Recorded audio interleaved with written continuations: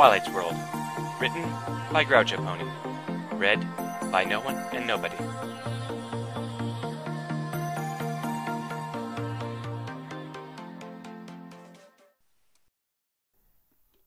Chapter 9. Tears and Laughter.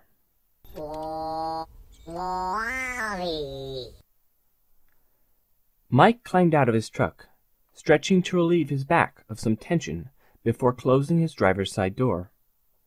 Glancing around, he took note of the restaurant and its parking lot. Someone had generously salted the parking area, as well as the walkway in front of the building. No ice was present. In contrast, the cedar hedge at the north end of the lot had buckled, bowed flat to the ground from its load of ice. Apparently, throwing salt on the hedge was not an option. The restaurant itself was fronted with large glass windows, whose light offered a beckoning warmth to Mike, standing as he was in the chill temperature outside. Mike circled around the back of his truck, expecting to help Twilight, but found that she had already exited the vehicle. Well, so much for chivalry, he thought. It's funny how I'm putting myself all out for my alien visitor. I'm all wound up about showing her a good time, just like I was for Cousin Zenith, who visited me 2 years ago. Mike saw that Twilight was staring at the restaurant sign, but from his angle he could not see her expression. What are you looking at? He asked. That sign, she explained. I'm having a hard time reading it. What's with all those loops and swirls obfuscating the letters? I think it says sinful salads. Reading that sign gives most people trouble. They went way overboard with the fancy calligraphy. Come on, let's get inside where it's warm. Mike waved his arms as if shooing her forward. In response, Twilight started walking forward between his truck and the minivan parked beside it, Mike following behind her. As he passed the truck's passenger door, he pushed it shut and began fumbling in his pocket for the keys. Reaching the walkway in front of the restaurant, Twilight paused and turned around, waiting for Mike, who had slowed down. Mike, having found his keys, triggered the remote door lock. Muted clicks were heard. As was his usual habit, he triggered the lock a second time to engage the truck's security alarm. The horn sounded, and the truck's lights flashed. As soon as it happened, Mike knew he had made a mistake. Yeek! Twilight pronked upwards in startlement. Her legs thrashed vigorously, and her wings were spread out, beating the air. Sorry, Mike called out urgently, afraid that he might have startled Twilight into running off. I'm sorry. I wasn't thinking. Mike's voice trailed off as he gazed in wonder at the sight before him. You're flying. Having recovered from her initial start, Twilight continued to hover in the air with slow, lazy flaps of her wings. She glared at him fiercely, her ears folded back. What the hey was that? Why did you scare me like that? She's flying. She's flying. I can't believe it. She's flying. Mike's mouth dropped open, and he stayed that way for a moment before he could utter anything. You're really flying. Yes, I'm flying. Never mind that. Why did you scare me like that? Twilight demanded, as she dropped down to the walkway and folded her wings. What? Oh, the alarm. I was locking the truck and activated the security alarm. It beeps the horn and flashes the lights to let me know that it's activated and in working order. I'm sorry, Twilight. I lock the truck so often that the action has become second nature to me, an automatic reflex. I never even had time to think about how it might startle you before I went ahead and did it. Well, give me a warning the next time you do that, Twilight replied acerbically. You got that? Lowering her voice and softening her expression, she added, I nearly flew off into the dark due to that sudden fright. Of course. I'll try to remember, he assured her. But, Twilight, how are you able to fly? I mean, you've got wings, I can see that. But I thought they were merely ornamental. Ornamental? Well, I suppose I don't use them as often as I should, but I assure you they are fully functional.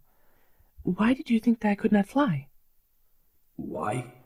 Well, it should be obvious, he thought, but at that point his stomach gave a loud grumble. The sound was not loud enough to be obvious outside of his winter coat, but he could feel it. You know, Twilight, this sounds like a discussion we should be having over dinner. Shall we go inside? Twilight's stomach chose that moment to make its presence known as well. Yes, let's do that. Acting the gentleman, Mike walked up to the restaurant's door and held it open for Twilight to pass through. The restaurant did not have anything much in the way of a lobby, just a sign which read, "Please wait to be seated." Mike stopped in front of it, while Twilight stood at his side. Looking about, he saw an L-shaped room which held maybe a dozen booths. The lobby they stood in was at the top of the L. Do you have restaurants where you come from? Mike asked absent-mindedly, having slipped into kill some time mode due to the fact he was waiting in line. Ugh. Did I really just say something that stupid? Of course we do. Serving and presenting good food is an honorable and valued profession. How could you think otherwise? My apologies. That was a thoughtless question, prompted no doubt by nervousness and force of habit. Nervousness? Could you explain that? I had a cousin come and visit me from overseas a few years ago. While I was thrilled with her visit, I was constantly all in a dither, trying to show her and her fiancé a good time, trying to keep them occupied, seeing the sights, finding good places to eat, stuff like that. I'm starting to feel the same with you, Twilight. You are perhaps the most extraordinary guest that I, or any human, may have ever hosted. Twilight looked up at Mike, a serious expression on her face. Thank you, Mike, for saving me and for giving me a place to stay. I am and will always be grateful for that. But you mustn't concern yourself with entertaining me or showing me a good time. I'm simply a lost pony. I don't have any right to expect anything from you. Her face began to look glum. I regret my anger earlier today, and also the way I treated you. We'll have none of that, Twilight. You have already apologized for it, and I have already accepted. Let's not drag it back into the light and have it spoil our dinner. At that moment, a waitress came up to them. Hello, welcome to Sinful Salads. Will you two need a table? Yes, that would be fine, Mike replied as the waitress picked up 2 menus and proceeded down the long arm of the L-shaped room. She stopped just 2 booths down from the entrance. Is this table okay? Asked the waitress. Mike looked at Twilight, who answered his implicit query by simply hopping into the seat. Mike was fascinated by how she did it. First, Twilight turned her hindquarters around, aiming them at the booth's seat, and with a bounce of her rear legs, placed her rump up on the seat.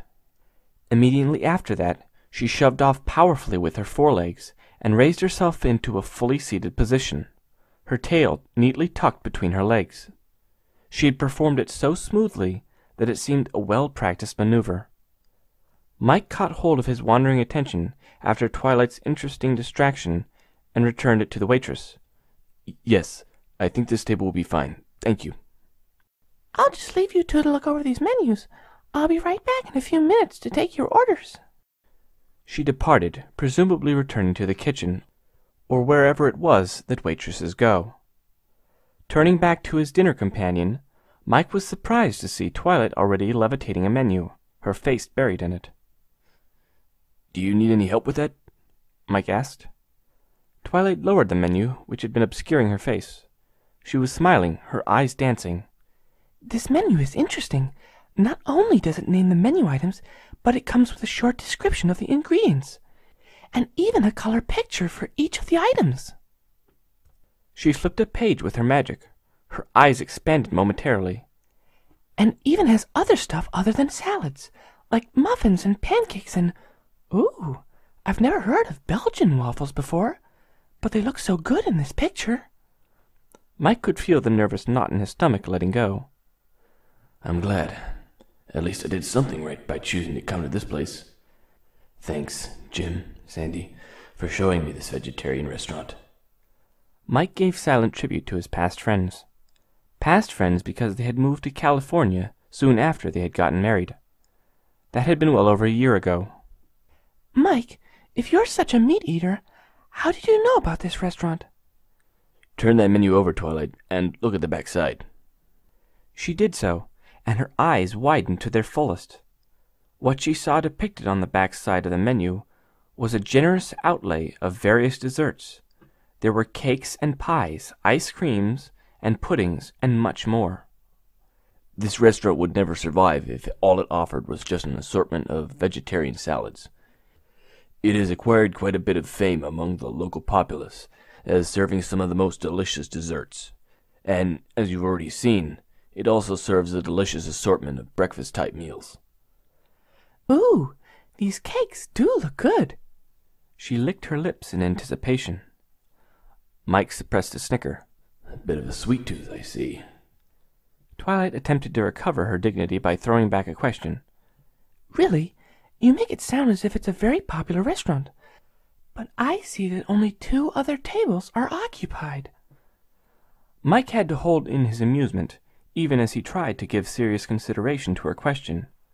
He caught a lucky break with the return of the waitress, carrying 2 glasses and a pitcher of water. Sorry, miss, I couldn't help but overhear the last part of your question, she said as she set down the glasses and began to fill them. We've been wondering the same thing ourselves. We figure that a lot of people are simply staying home until the storm is completely over. Twilight appeared quite startled by the waitress's sudden interjection into their conversation. Hoping to keep amicable relations with their waitress, Mike spoke. Yes, perhaps that's it. Thanks. The waitress flushed, perhaps realizing that she had intruded into a private conversation. She suddenly lifted her order book and asked, So, are you ready to make your order? Mike saw Twilight frantically lift up her menu, poring over its contents. Could you please give us just a few more minutes? He asked the waitress. Sure, no problem, she replied with a cheery smile. Take your time, Twilight. There's no pressure. No pressure, you say? Everything looks so good, and my stomach is singing arias. Help! Is that what that noise was? How long has it been since you've last eaten anything? Mike asked, slightly concerned. My best guess is about 6 hours before I came to your door last night. Well, that's something like 22 hours already. And additionally, you've suffered from hypothermia. We have to get some food in you as soon as possible. Well, I'm not arguing with you, but everything looks so strange and so good. I can't decide what I want. Don't worry about that, Twilight. You can order several items if you like. I won't mind. Mike could see the waitress approaching. Do you think you're ready to order now, Twilight? Well, if you're sure you don't mind, then yes, I do know I want to order. Great, said the waitress, who had arrived at their table as Twilight was speaking. Turning to Twilight, she asked, What will you be having? I would like to try the rainbow salad first, please, followed by some of those Belgian waffles, and after that a slice of the Black Forest cake. What? How is she going to eat all that? Well, Mike considered, we can try to get a doggy bag. Anything to drink, miss? She asked Twilight. I'll have some tea, please. Will that be black tea, green tea, or herbal, miss? Green, I think. All right. She noted the details on her pad. And you, sir? She asked, turning to Mike. Mike realized that he had neglected to determine his own order. He glanced over the menu and quickly picked out an item that he had remembered having read. He had a vague memory that it sounded interesting. I think I'll have the green mountain salad, and a slice of pecan pie for dessert. Any drink? Some decaf, if you have it. No problem. She started to turn away.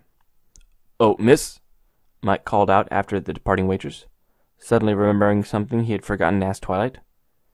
Turning to Twilight, he asked, Do you like dressing on your salad? Dressing? What's that? She replied. I'll provisionally take that as a no, Mike replied. Turning to the waitress, Mike gave her some additional instructions. Sorry, miss, but for both of our orders, could you please not put any dressing on them? Just bring it on the side. Sure, we can do that. A lot of people ask for the dressing on the side. Is there anything else? She took out her order pad and added the new details. No, nothing else. That'll be it. Thanks. What was that last thing you mentioned? Dressing? How do you clothe a salad? Mike smiled. In a manner of speaking, you could say that we do indeed clothe our salads. But I digress. A dressing is basically a mixture of vegetable oil and vinegar with some added herbs and spices. It's poured over the salad, and the salad is then tossed to ensure that the mixture coats everything evenly. I wasn't sure if you would enjoy that. You may find either the vinegar or the oil to be objectionable, so I asked the waitress not to put any onto the salad, but to bring it on the side. That way you can try adding a little bit by yourself to see if you like it or not. Thank you, Mike. That was thoughtful. We usually eat our salads plain, though sometimes we like a bit of salt sprinkled over them. I think I will try a little of that dressing when it comes. But, Mike, oil and vinegar don't mix. How does that dressing manage it? It doesn't manage it. But if you shake the bottle vigorously, the oil and vinegar break down into an emulsion and stay that way for a good while. Oh, of course. She placed a hoof on her face. I knew that. They sat there in silence, temporarily without a topic for discussion. Suddenly, Mike remembered the incident just outside the restaurant. You can fly, Twilight. How is it that you're able to fly? She looked him searchingly in the face. You asked that before, and I told you I have wings, and they work. Why did you suppose they would not? Well, Twilight, for one thing, they are too small. I suppose if you beat them rapidly, say at the same speed as a hummingbird, they might do the job, but I saw you flapping your wings pretty darn slowly, and still you kept on hovering. It's just not possible. Why is it not possible? Twilight asked. Can you explain your reasoning? She sounded genuinely curious. Well, we humans have learned to fly. We have worked out the laws of aerodynamics and use them rigorously when we design our aircraft, our flying machines. The lift generated by a wing is proportional to the area of the wing and also proportional to the square of the speed that wing is moving through the air. According to those laws, either you should be flapping much more vigorously, or you should be displaying a total wingspan of 20 meters or more. I see, she replied calmly. And did your calculations account for my magic? Magic? Mike replied dumbly. Yes, magic. I see now where you are coming from, and yes, it's true, there have been cases where Pegasi have lost their magic, and in such conditions, they are no longer able to fly, no matter how hard they flap their wings. But when their magic returns to them, they are able to fly again. I knew, of course, that you humans don't have any magic of your own. I just wasn't thinking about its implications. You said you have machines that fly? Do they actually fly with wings, or are they just balloons? Gah, magic. Of course, magic. Everything she does is magic. She oozes magic from her pores. Okay, next time she surprises me, just think, magic. We have balloons as well, Mike replied. But they are mostly used by hobbyists who prefer a lazy afternoon in the sky, just drifting with the wind. No, most of our flying is done with various aircraft. What are they like? Are they like the birds? Do they flap their wings? No. The technical term for something like that would be an ornithopter. They never were successful, mainly because the mechanism for flapping the wings was enormously complex. That complexity resulted in a considerable weight penalty. We have two types of aircraft, fixed wing and rotary wing. This sounds interesting. Please tell me more.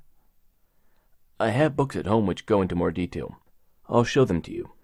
But for now, I'll explain it briefly. Remember how I told you that the lift generated by a wing is proportional to its area and the speed it moves through the air? Actually, you said it was proportional to the square of the speed through the air.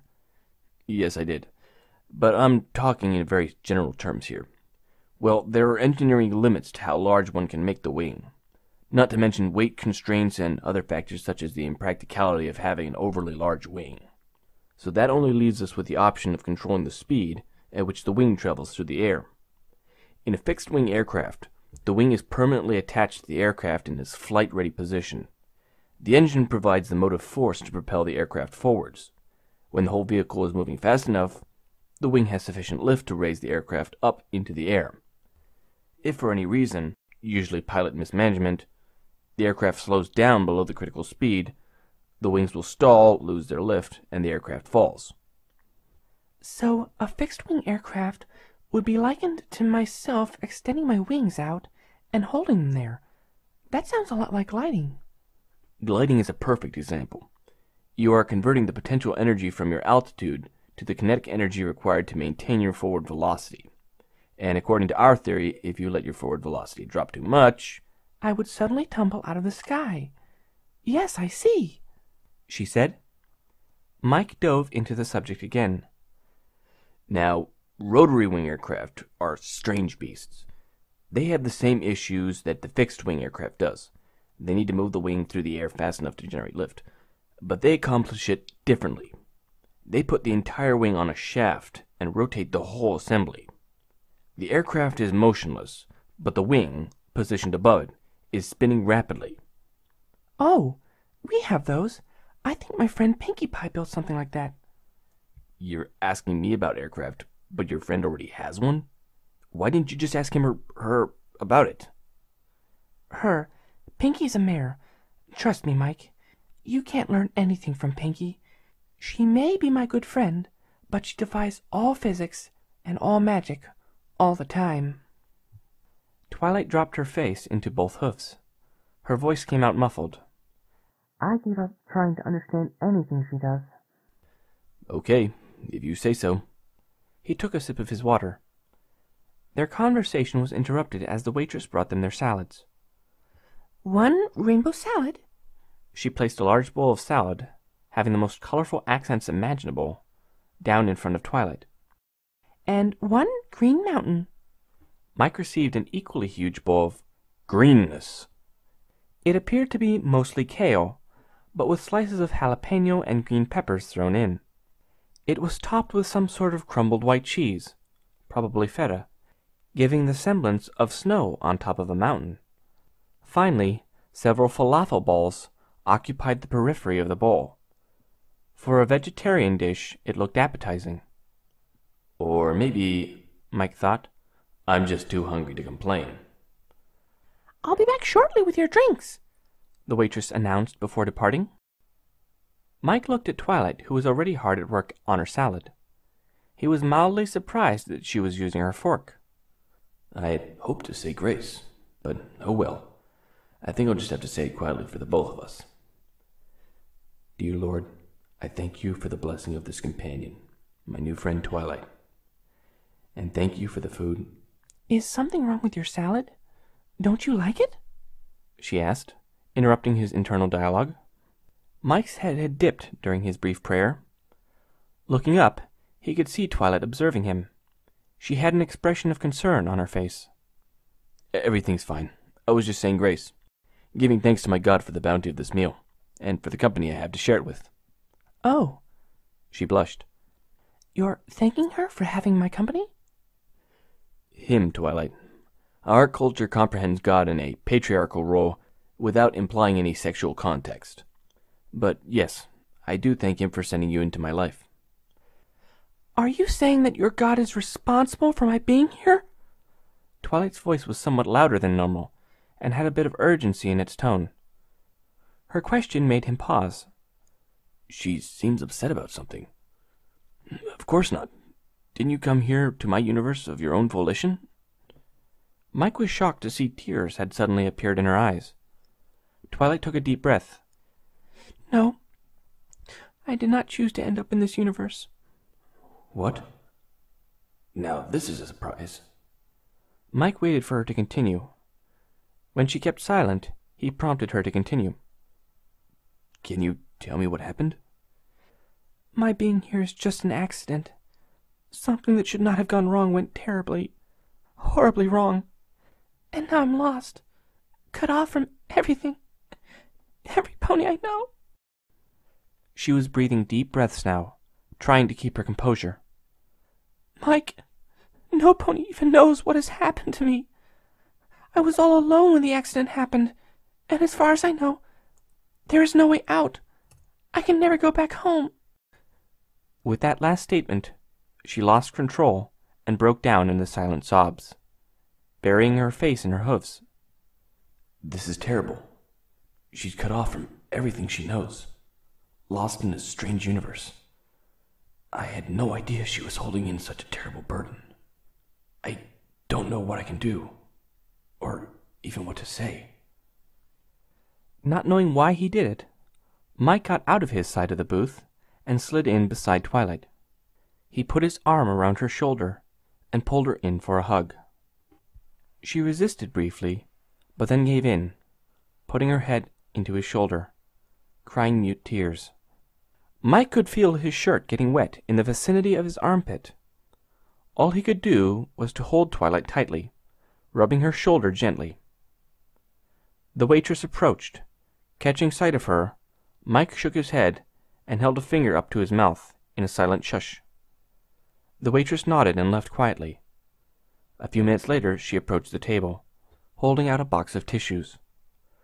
Mike accepted them, smiling at her to show his appreciation. Hey, Twilight. How are you doing? Are you feeling any better? No, she replied in a tiny voice.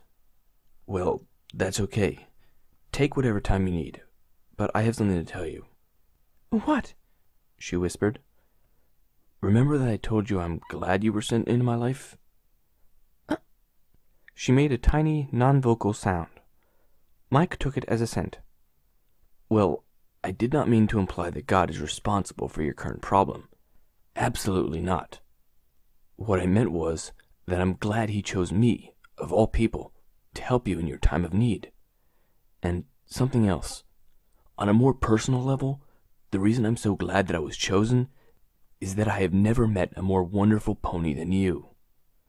She remained silent for a moment, before replying with a tiny bubble of laughter. Ha! I'm the only pony you've ever met. She raised her head from his shoulder and sniffed, before looking him in the face and giving him a little smile. I'm glad I met you too, Mike. You've been very kind. Mike plucked several tissues from the box the waitress had so kindly provided. Here you go. You might want to blow your nose. Twilight levitated the tissues out of his hand with a murmur of thanks. She blew her nose somewhat indelicately. Whoa! Don't want to see that. Fortunately, he did not have to, as Twilight somehow disposed of the soggy mass of tissues with a flash of light. Hey! Mike spoke. Don't you worry about your little problem, because that's all it is. A little problem. So don't lose hope. If the two of us work together, I believe we can find a way for you to get home. Really? How can you make a promise like that? The truth is, I can't. But that doesn't stop me from firmly believing that we can do it. And I hope that you will believe it too. We can start working on it tomorrow. But for now, let's just finish dinner and have a pleasant evening as friends. Okay? I think I would like that. She smiled. Twilight took a short tour of the washroom to clean up. After she had returned, they resumed their meal, pretending that the incident had never occurred. The pretense was in vain, however, for as the most part they ate in silence. Despite the awkward silence, Mike found that he was enjoying his salad. He found himself looking on in curiosity as Twilight levitated her dressing and cautiously dribbled a few drops onto her colorful salad. Are you enjoying your salad? He asked Twilight. Oh, yes. It's really good. All the different vegetables, the carrots, the beets, the zucchini, the cucumbers, the radishes, and the lettuce, they all come together in interesting ways to create random taste combinations. And the presentation was very appetizing as well. Yuck. I might have tried that salad, if not for the beets. Mike kept his thoughts to himself, watching as Twilight tasted a forkful of the salad that had some dressing. But, Twilight continued, I don't think I like this dressing stuff. It's not bad tasting, mind you, but I could do without the oily texture it adds to the vegetables. She looked closely at Mike's salad. What are those brown things? She asked. Curiosity was very evident upon her face. These are called falafel balls. Here, try one. Mike rotated his bowl to bring an untouched falafel closer to Twilight. She hesitated, but eventually her trust in Mike won out over her suspicions.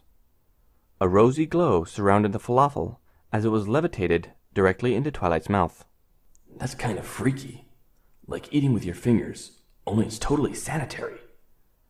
Mike was slightly jealous of her ability to handle food in that manner, without spoons, forks, chopsticks, or even fingers. Not bad. She chewed slowly, evaluating its taste. In fact, it's quite good. It's deep fried, but not greasy. Slightly spicy, but I can't quite identify the main ingredient. Chickpeas. Mike offered helpfully. Really? Well, I never much liked chickpeas, so maybe that's why the taste is unfamiliar. But these? I think I could grow to like them. Thanks for letting me try one. They resumed eating their respective salads in silence. Soon they had finished their salads. The waitress came to whisk away their dirty dishes, soon returning with a platter of Belgian waffles, which she placed in front of Twilight. A dish of butter patties and a small decanter of syrup accompanied the platter. Twilight's eyes grew huge as she looked at her plate. It certainly was impressive. 2 Belgian waffles, over 10 centimeters across, and fully 3 centimeters thick, with deep and inviting indentations. Sprinkled with confectioner's sugar, slices of strawberries freely strewn about the plate. Are you sure you can eat those? Mike asked. You just had a substantial salad. Normally, I wouldn't be able to, but after last night and today, I'm still hungry, she replied, starting in on the waffles. Is this syrup? She asked, pointing a hoof at the syrup decanter. At Mike's nod, she levitated the decanter and poured a small amount of the syrup onto her waffles. She cautiously brought a forkful to her mouth. Mike would always treasure Twilight's expression as she tasted maple syrup for the first time. Her eyes flew open, and the pupils and even the irises of her eyes expanded to their fullest. He swore that he could even see stars twinkling in their depths. Then her eyes closed, and she let out a high-pitched of ecstasy. Her forehoofs beat a rapid little tattoo upon the table. What is this? I've never tasted anything like it, she exclaimed excitedly, even as she levitated the decanter to pour more, a lot more, syrup onto her waffles. So, I gather you like our maple syrup? He asked with a grin. The waffles started disappearing at a rapid rate. Are you kidding? I've often been invited by Princess Celestia, my teacher, to share a meal with her, and surely something this good would have found its way onto her table. The taste is indescribable. You call it maple syrup? That's right. It's nothing more than the concentrated sap from a maple tree. A maple tree? Well, I find that a bit odd. According to the Cutie Mark Crusaders, tree sap tastes terrible. The Cutie Mark Crusaders? 3 little fillies I know who are always getting into trouble, and surprisingly often they wind up covered in tree sap. Ha! I'd love to meet them. They sound like quite the troublemakers. That syrup, however, comes from a special kind of maple tree called the sugar maple. Oh, that makes more sense. Perhaps we don't have any sugar maples in Equestria. If I ever do find a way to go home, maybe I could take some seeds with me. Well, that's only part of the story. The sap can only be harvested at a certain time of year, around the time of early spring. At other times the sap will be bitter and unpalatable. But once you have collected the sap, all you need to do is boil it down until it thickens. So, The sap needs to be collected in spring, right after winter wrap-up? She repeated eagerly. What's a winter wrap-up? Mike asked, totally clueless as to what she was talking about. Winter wrap-up is the day you clean up winter. You know, remove the snow, make the trees green with foliage, recall the birds, wake up the hibernating animals, and warm up the air. Mike was so astonished, he nearly did a spit take. Easy, Mike. Different universe, remember? And you do all this in a single day? He asked. Well, it used to take longer, but some recent organizational improvements, For some unaccountable reason, Twilight looked a little embarrassed. have reduced that to a single day. Yes, we now do winter wrap-up in a single day. And what is the season that you call spring? Spring is simply the week after winter wrap-up. The temperatures are nearly the same as summer. Only the remaining chill and dampness in the ground keeps the temperatures a bit low for a few days. Mike shook his head sadly. That's absolutely nothing like spring here on Earth. It's no wonder you don't have any maple syrup. The ideal weather needed for the sap to run occurs when the daytime temperatures rise a little bit above freezing and the nighttime temperatures drop below freezing. To get a good maple syrup harvest, you need a few weeks of these daily temperature cycles. As soon as the tree begins to put out its buds and starts growing foliage, the sap's flavor is ruined, and collection must end. You mean, because we go from winter to spring and cause the trees to foliate, all in a single day, our chances of getting maple syrup Are exactly 0. Mike finished her sentence. Twilight seemed to deflate. It seemed the loss of such a food delicacy was a massive blow. She recovered in record time, however. Tell me about your spring, Mike. I gather that it's very different from ours. What's it like without any winter wrap-up? Mike leaned back in his chair, blowing out a slow breath between pursed lips. He was thinking hard about how he would describe a season to someone who had never experienced it. He began his narrative. As winter draws to a close, the days grow longer. Before long, the days are getting warmer as well. Every day, a little more of the snow melts away, until eventually, in a few weeks, it's all gone. When the snow disappears, the ground begins to thaw, and the trees start pushing nutrients up from their roots to their branches. On those branches, the tiny buds, which have waited patiently through the winter, begin to grow and burst into tiny leaves. Day by day, you can see the trees getting progressively greener, their leaves growing slowly. The migratory birds start to return and begin looking for territory and nesting sites. Birdsong returns to the air. At first, the sound of a bird is rare and exceptional. A few weeks later, it's everywhere. The greening of the earth, the trees, the bird songs, it all puts a certain freshness into the air. One senses an excitement for simply being alive. There's a kind of vitality, a bursting forth of life that feels simply magical. Oh, don't get me wrong, the days are chilly and the nights can still be freezing. It frequently rains, turning the skies gray, and the half-frozen ground becomes a muddy quagmire.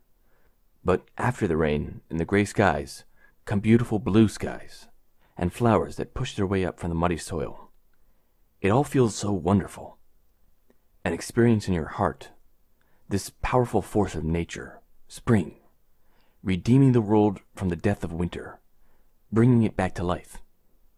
Twilight had a faintly troubled look on her face. You're saying that the trees and the fields will green themselves? Yes. As the days grow longer and the temperatures become milder. And the birds come back all on their own? Yes. Sometimes they arrive early and might have a miserable week or two, but they manage well enough. And the animals?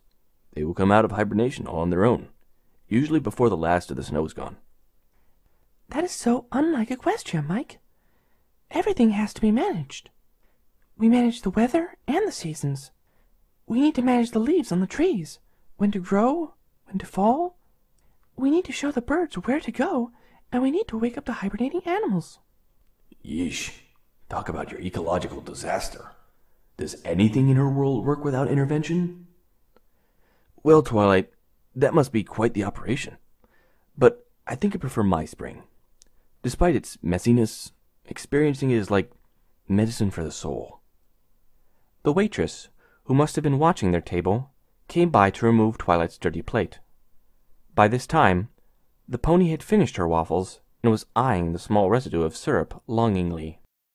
Would you like your desserts now? The waitress asked. Are you sure you can handle a piece of cake after all that, Twilight? Mike asked the pony. Phew! Maybe I better not. I am feeling pretty full. Mike turned to the waitress. Is it possible to box up our desserts so we can take them home with us? Sure, no problem. People come here all the time just to buy our cakes and take them home. Is one box for both of them okay? Yes, that would be fine. Please bring your bill. I'll be paying by credit card. Their table descended into silence again. Soon the waitress returned to their table with a white box and with their bill. After considering her tact and helpfulness during Twilight's emotional episode, Mike wrote in a generous tip for the waitress and presented her with his credit card. She brought out a wireless card scanner and inserted his card into the slot, punching several keys before handing the scanner over to Mike. After entering his PIN code, a receipt spewed out. The waitress took back the scanner and handed the receipt and credit card back to Mike. Thank you. Have a nice evening and drive carefully. Twilight had stared at the whole procedure, following their movements, her eyes wide. Mike could see that she was holding back her curiosity. Shall we get going? He said as he stood up. Mike started to reach out a hand to Twilight to help her get up, but then stopped himself. She doesn't need my help to get out of her seat. Rather, she needs to get down on the floor. Don't forget your coat, Mike reminded her. Oh, right. I mustn't forget that, she replied, levitating the data stick strap around her neck. How did you pay for the meal? Twilight asked as they rode back home. I knew she was going to ask me about that. Mike smirked to himself. I didn't see you give her any bits. Do you have a tab with that restaurant? No, I don't have a tab there. Bits? Is that some kind of money? Yes, we use bits, coins, to buy goods and services, but I didn't see you give her anything. I used my credit card. That's kind of like a tab, only it's a general tab maintained by a third party, a financial institution. The card I presented uniquely identifies my tab, so that it does not get mixed up with anyone else's. Likewise, the restaurant has an account with that same financial institution. Periodically, that institution will transfer to the restaurant all the monies that have been accrued to them from all their customers, and they will send me my personal bill for all of my accrued charges for all the various purchases I have made. So, instead of carrying a bag of coins, you carry that little card? Correct. And instead of keeping a separate tab at every place you shop, you only keep a single tab? Correct. That makes a lot of sense. But I'm still puzzled by some things. How does the third party find out about the charges? And what happens if your card gets mixed up with someone else's? How do you keep them from using your tab? They might buy something really expensive. Well, it used to be more troublesome. Originally, the restaurant would have to provide these little forms, which identify the restaurant and their account.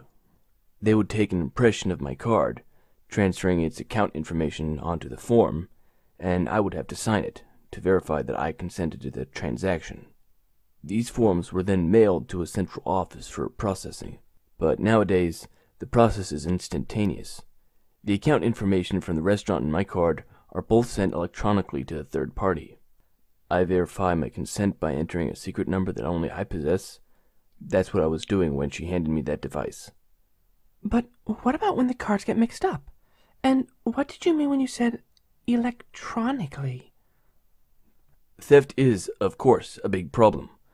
Cards get stolen all the time. What the third-party institution does is charge the restaurant a percentage of the monies they collect, using it to pay for insurance which covers any financial losses due to theft and misuse of the cards. The restaurant in turn raises its prices to cover the cost of that insurance. Personally, if I notice my card is missing, I simply report that event, and I'm not held responsible for any charges a thief makes subsequent to my report. If the thief does make purchases before I report my card missing, I still have the option of attempting to prove those charges were fraudulent. This is quite a bit to consider. It seems convenient, but that third party seems to complicate matters quite a bit. What about that electronically thing you mentioned? Do you have electricity? Yes? Electric lights? Yes, we have them, but most of our lighting needs are still accomplished magically. Well, there you have it. If you flip the switch, or make or break the contact, or whatever you use, you've just sent information down the wire to the light, telling the light to be either on or off. Expanding upon that basic concept can allow you to send virtually unlimited amounts of information. Mike glanced over at Twilight. She was frowning heavily. It's a massive subject, Twilight, spawning many specialized disciplines, all of them dealing with electricity in one form or another. Perhaps a simple demonstration is in order. Mike reached out and turned on the radio. Tonight, lows are expected to be minus 10 degrees. Winds are expected to gust at up to 20 kilometers per hour. The radio faded into the background as Mike turned down the volume. Only a faint murmur remained to be heard. Twilight was staring with fierce intensity at the console Mike had used to turn on the radio. She turned her head towards Mike. What? Who? She was at a loss for words. That was the radio. We've had that technology for nearly 100 years now. The physics behind it is simple. If you move an electric charge, you create an electromagnetic wave in space. Those waves propagate outward at the speed of light. And those electromagnetic waves can, in turn, induce tiny movements in any electric charge which they encounter. Physically, you simply apply an electric potential, in other words, a voltage, to a conductor, such as a wire, and the electric charges will move. Conversely, the electromagnetic waves will induce a voltage in any conductor which they encounter. Twilight gave Mike a look of astonishment. Somewhere out there, sitting in a booth, is someone speaking into a microphone. Some specialized electronic circuits take the signal captured by his microphone and create an oscillating electric field in the broadcast antenna. In other words, an electric charge is wiggled back and forth. The strength of the oscillation varies according to the voice signal. At my end, electric circuitry senses those tiny electric currents that are induced in my radio's antenna and amplifies them.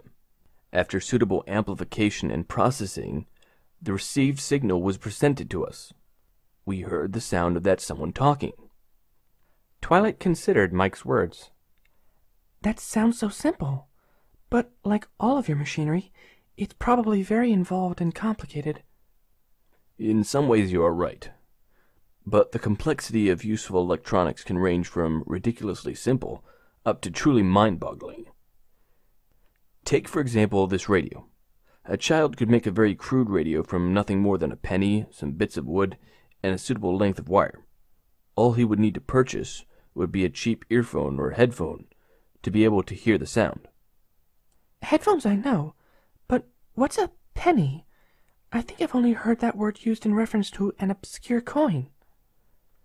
That's right, a copper coin, our smallest unit of fractional currency. Oh, and the coin must be tarnished. That's important. The copper oxide crystals are the active component of the radio. Really? That's something I have to see for myself.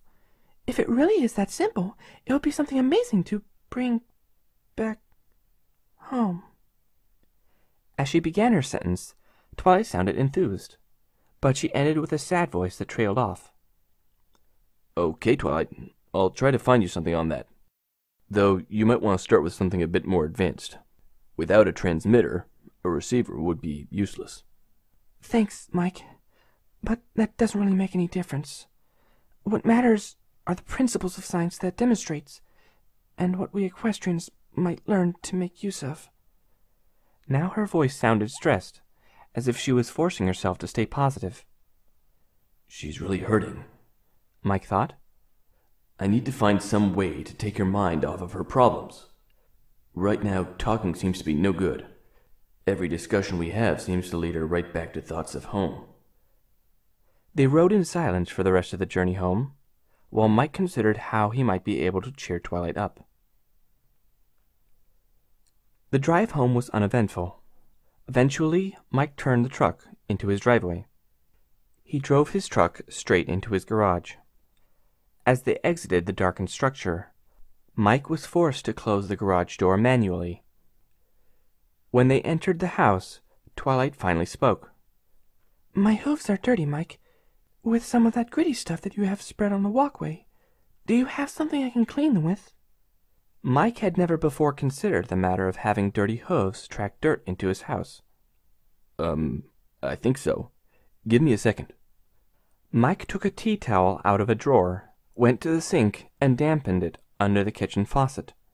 He brought it to Twilight.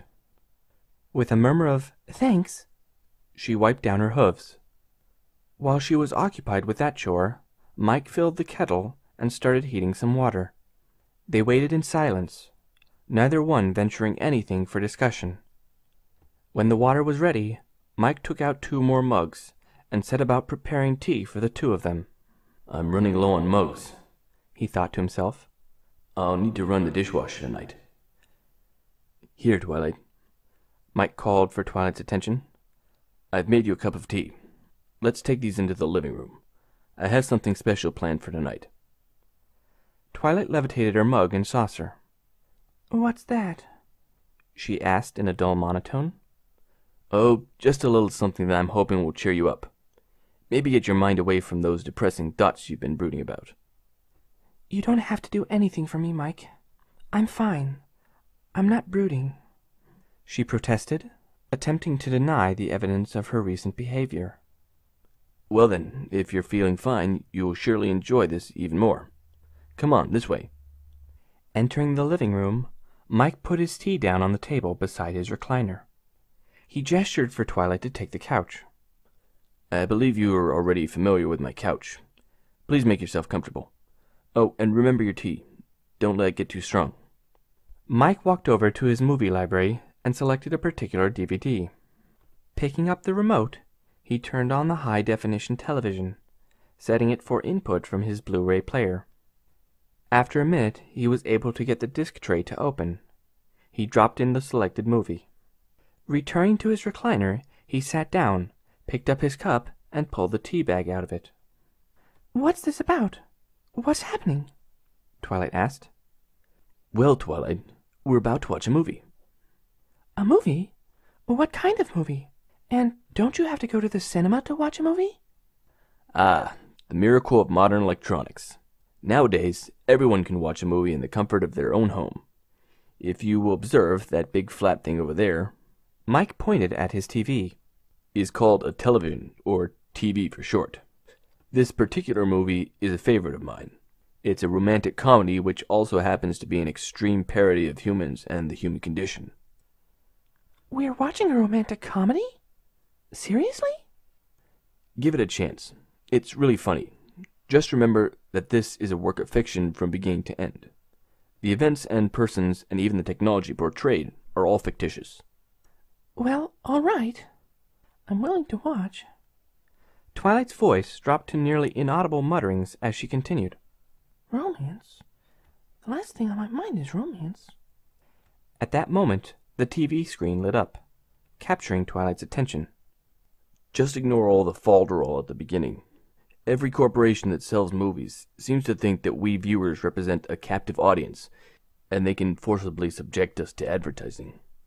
Sadly, I'm familiar with the principle, if not this particular practice, Twilight commented. I wonder where she encounters advertising. Mike wondered. Maybe at her movie theaters. 2 minutes later. Well, we certainly don't have it this bad in Equestria. When will it end? Patience, Twilight. As annoying as all the advertising is, the movie is well worth the wait. Just then, the main menu came up. Mike started the movie. Here we go. It's starting now. Sorry, that's just the corporate self-identification. Strains of When You Wish Upon a Star. We're playing. And then a desk lamp started bouncing in front of huge block letters which spelled out the word Pixar. Mike was starting to feel embarrassed. This is much worse than I remembered, he muttered to himself while the letter I was being victimized. Sorry, Twilight, that's the self-identification for the animation house which produced the movie. Animation house? She asked. Animation is the name given to a movie produced from drawn images, rather than a photographic presentation of real-world objects. What you will see here will be images created by many artists. And then the movie started. They were presented with beautiful scenes of space, stellar nebulas, a view of the Earth, and an incredibly cheesy song playing in the background. Ugh, talk about bad first impressions. Hang in there, Twilight. It gets better. They watched in silence as an aerial view of a desolate landscape revealed a tiny object moving rapidly through a canyon, leaving dust trails behind. Suddenly, the camera came in for a close-up, revealing a dirty, rusty box of a machine. You said these images would be drawings, Twilight commented. They are. The drawing is so detailed that every speck of dust or flake of rust has been accounted for and lovingly drawn. And before you ask, no, humans are not capable of drawing to that level of detail. This is another miracle of modern electronics. We have created machines which assist us in the drawing of these images. After a minute of following the dull, boring antics of the box, the camera zooms back and the movie's title appears. Wall-E, Twilight announces. I don't understand. This movie is about a machine? She asks, dubiously. I mean, it looks like a fascinating machine, but in the end, all it does is turn trash into cubes. Just keep watching, Twilight. Part of the premise of this movie is that Wally has been left alone for a very, very long time, and he has developed a few idiosyncrasies. He?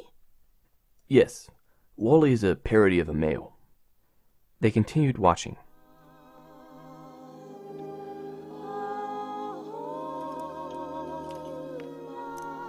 Oh, he's so lonely, the poor thing, Twilight exclaimed. Mike could only smile. It appeared she was getting into the movie. Boy, does he have a hard time getting up in the morning. A few seconds later, Wait, what was that? Twilight asked in confusion. Solar cells, Twilight. Like the leaves of a plant, they absorb energy from sunlight, though the solar cells seen in the movie are impossible. Sunlight simply doesn't have that much energy in it. What they show as taking seconds would, in reality, take a week or two.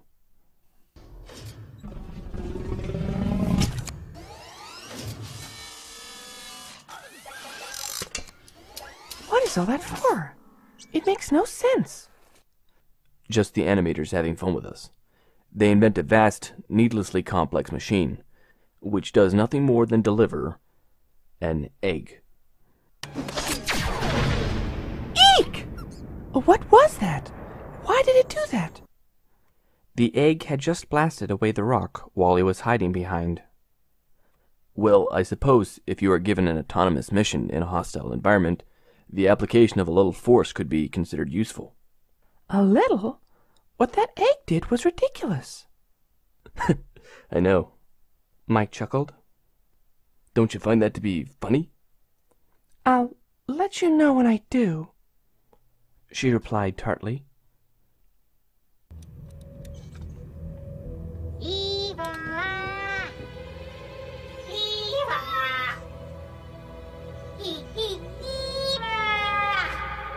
When Eve reacted to the plant and became inactive, Wally's pleading cries were full of pathos. No! Twilight cried out. She was now fully involved with the characters.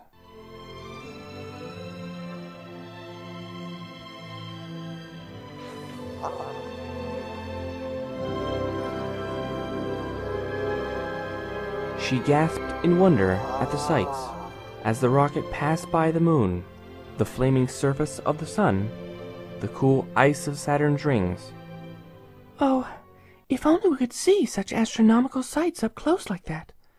But it was just some animator's fantasy, wasn't it? she asked sadly. Mike paused the movie. Actually, the answer is both yes and no. The actual images presented are rather accurate, though the presentation was very self-serving to the movie. No spaceship could possibly approach that closely to the sun, though the images showing that body are pretty accurate. As for the rings of Saturn, those rings are indeed composed of uncountable particles and fragments of ice, but we have no idea how they might appear to an observer who was up close and intimate with them. So, the idea of having Wally brush his arm through the crystals like that was merely a fantasy. You're saying that what I saw could be something real? Or very close to the reality. I promise, Twilight, on the subject you won't be disappointed. Eee! She squeaked happily. Can we resume the movie? Oh, yes. By all means, please continue. I want to see what happens with Eve.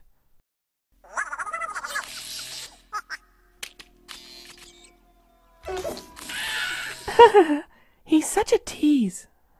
She was laughing in response to Wally's interaction with Mo. Make a place scream. It doesn't sound Look, I'm tired of it. Was Twilight's reaction to the enormously fat humans. At that point, Mike felt he had to say something to defend his species. Remember, Twilight, this is a parody. The writers are trying to convey the sense of a society which has no responsibilities. All they do is consume with abandon and create mountains of waste. Day 255,642. Announced the captain. 710 years. Announced Twilight. Wow, she is incredibly fast with her calculations. Mike thought. Oh, hey, I see the ship's log is showing that today is our 700th anniversary. Announced the captain. What? Exclaimed Twilight. That's clearly wrong. Twilight? Mike interrupted her denunciation of the captain. How many days are you assuming are in a year? 360. You mean it's not? I suppose that in a universe where your sun circles your world, you can choose any arbitrary number of days for the length of your year. Here in this universe, where the Earth revolves around the sun and sets the length of its day by its own rotation, a year is something like 365 and a fraction days. The exact definition of a year is the time taken to accomplish one complete rotation around the sun. A fraction of a day? Twilight's left eye was twitching, as if she found the irregularity to be a personal affront. Sorry about that, Twilight. The Earth is as the Earth does. You can't imagine how it complicates our calendars. No, don't tell me. I'll just stick with my equestrian calendar. Nice and simple.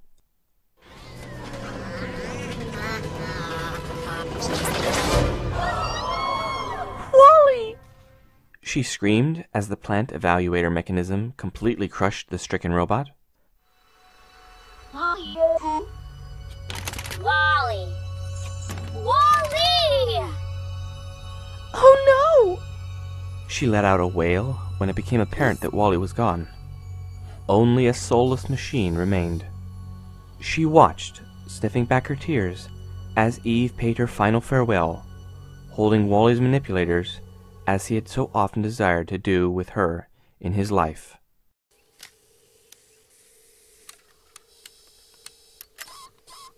Yes! She screamed as Wally's optics began once again to dance their silly little dance. Eva? A bewildered Wally spoke on screen. Eva? Yes, yes, yes, yes, yes, yes, yes, yes, yes, yes. Twilight was off the couch, pronking for joy all about the living room floor. Whoa, whoa, ho! Calm down, Twilight. Mike urged, afraid that something valuable would get knocked off the shelves. Light as she was, the whole room was shaking with her every bounce. What? Twilight stopped pronking. Suddenly she seemed to notice that the movie was playing a song and rolling credits. Is it over already? I'm afraid so, Twilight. So, I gathered you liked it? Yes, Mike. I really enjoyed that movie. At first, the ending made me sad, and then I was so incredibly happy again. It was a thrilling experience. Twilight grew silent. though Mike did not have the impression that it was related to her previous melancholy. He hoped that she was only thinking about the movie she had just seen. After a moment, she revealed her thoughts. I know you said that movie was just a work of fiction, but are there any real machines like that Wall-E character? Mike was happy that her mood was improved. I'm afraid not, he replied. Even after decades of effort, we have not been able to create any machine that is even sapient, much less one that is sentient as well. No, we're not even close. Still, we keep trying. Twilight had obviously been saving up her questions. She brought out her next one. What was that mysterious glowing red spot that Wally found? That was simply a glowing spot produced by a beam of light. Oh. She appeared to deflate. The simple explanation was obviously disappointing. But there was something very special about that light beam. Twilight seemed to inflate again. It was produced by a device called a laser, one of the more significant scientific discoveries made during this last half-century. Hold on a minute. I think I have one I can show you. Mike got out of his recliner and went downstairs into his office. After searching through his box of knickknacks, he found his laser pointer. It was something he did not need, but had once purchased on impulse to satisfy his inner child. A quick test revealed that it was still in working order. Mike ran back up the stairs. Found it, he stated, holding it up for Twilight's view. All in all, it was not very impressive looking. Just a small cylinder somewhat smaller than a pen. Now observe that wall behind you as I turn on the laser. That really does look quite similar to the red dot that I saw in the movie. But what's so special about this laser? Is that the name for the special hue of red? Well, Twilight, a laser is special because of the properties of the light it produces. You see, the laser produces a coherent beam of light. All the rays of light within the beam have the exact same wavelength, and they are all perfectly in phase with each other. Twilight looked at him in astonishment. But if all the rays have the exact same wavelength... The light is monochromatic, a single perfect color, not mixed with any other color. Mike finished her thought. I see, she said, absorbing the significance of what he had told her. That is a most unusual property for a light source. It might have some scientific uses, but what did you mean when you said that the light waves are perfectly in phase with each other? Well, for one thing, all the rays of light are moving in parallel with each other and will spread minimally as the beam of light propagates outwards. Research-grade lasers have been aimed towards the moon, something like 400,000 kilometers distant, and the beam will have only spread out to about 4 kilometers in diameter. That's 1 part in 100,000. A very impressive achievement. But how does this fact make this laser thing significant? She asked. According to the physical principles by which the laser operates, the light rays are in fact perfectly parallel to each other. There should be no spread at all, but manufacturing imperfections do result in the beam spreading out. A perfectly parallel beam of light? Such a beam could go on forever. To infinity and beyond, Mike announced with a large grin. Never thought that phrase would ever come out of my mouth. Thanks, Disney. I just said that. Twilight gave him an annoyed look. So, in the movie, those red dots were laser lights shining down from some high altitude. Twilight had made the connection back to the movie. Exactly. Now, there's one last thing. Another property of a beam of light that has all of its waves perfectly in phase with each other. Take a close look at that spot on the wall, Twilight. Do you see anything unusual? Up close it looks funny. Kind of sparkly. Come to think of it, the movie also showed an unusual glow to those red dots. That's right. Those sparkles are due to the interference pattern between the light waves reflected back towards your eye. You are familiar with the concept of wave interference patterns. Of course. That's just basic science. When the laser light, whose rays are all perfectly in phase with each other, encounters the tiny irregularities of the wall, the reflected rays of light are no longer in phase. Some reinforce others and some cancel each other out, We observe the result as... Sparkles! Twilight enthused. Mike bowed to his appreciative audience of one. Wow, that really is a very special light. The effects are subtle but highly specific. And you call that thing a laser. The name is an acronym, spelled LASER. It stands for Light Amplification Through Stimulated Emission of Radiation. After his last statement, Mike could see Twilight mouthing the words, as if committing them to memory. She needn't bother, he thought. From what I've seen, her memory's already as sharp as a laser. Ha! Laser, she repeated. But how is the light produced? She asked hopefully. Mike sighed. Oh, no. He held up his hands. The answer to that question lies in the domain of quantum physics. That's a whole new branch of physics. It's much too large to get into tonight. Besides, I'm tired, and I'm not really very knowledgeable in that subject area. Mike had been standing in the location where he had first entered the room. Now Twilight walked up to him and put one of her hooves on his thigh. It was the first time she had ever initiated any contact with him. Mike's eyes widened slightly as she looked beseechingly up at his face. Please? Won't you try? Even if you don't know that much about it, this seems to be another area of fundamental physics which we don't have in Equestria. I would dearly love to know something about it. Her eyes seemed to grow more luminous as she gazed upwards at him. Please? Mike could not resist those incredible eyes. He caved. Oh, all right.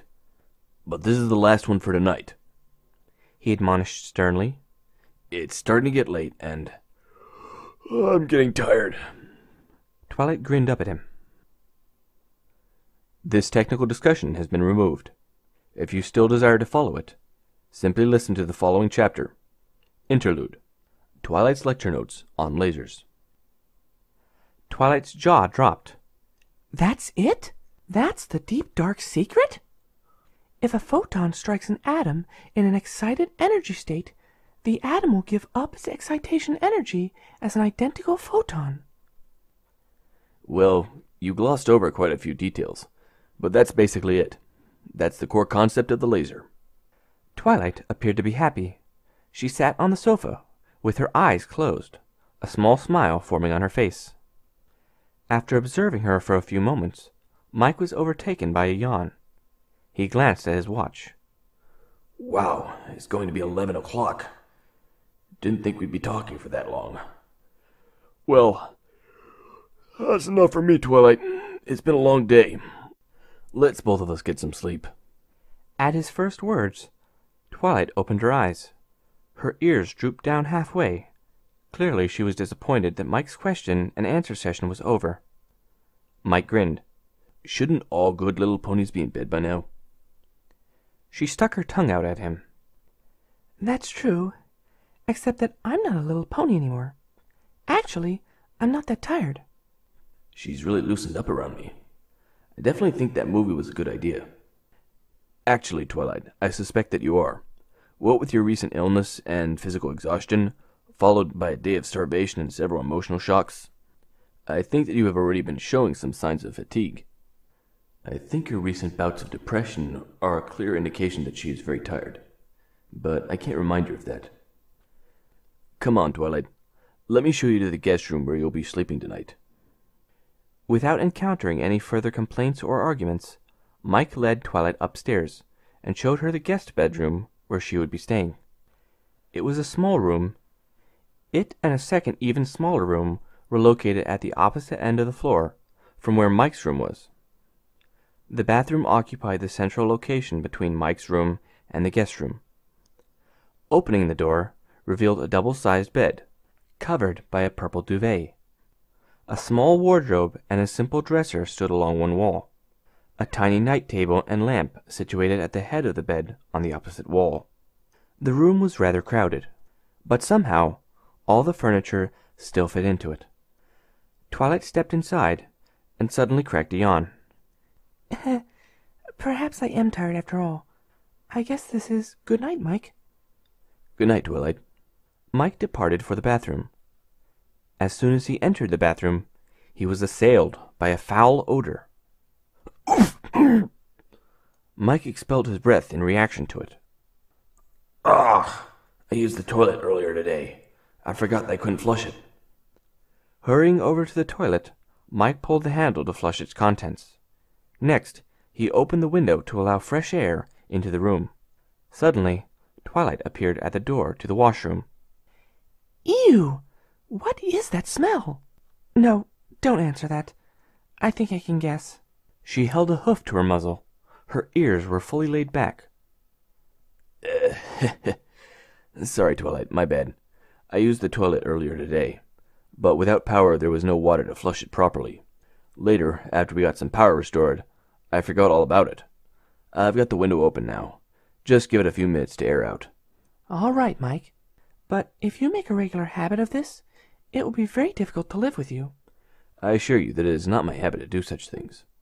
It was just an oversight. Well, anyway, I came to ask you if you have a toothbrush I could use. I sure do. Mike started rummaging through a drawer under the vanity.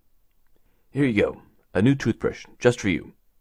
Mike handed her a sealed tube containing the toothbrush. Twilight looked at it curiously.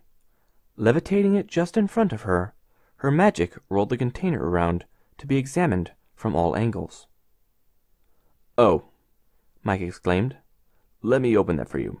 They can be Mike's offer of assistance was cut short by a flash of light as Twilight simply teleported the toothbrush out of its container.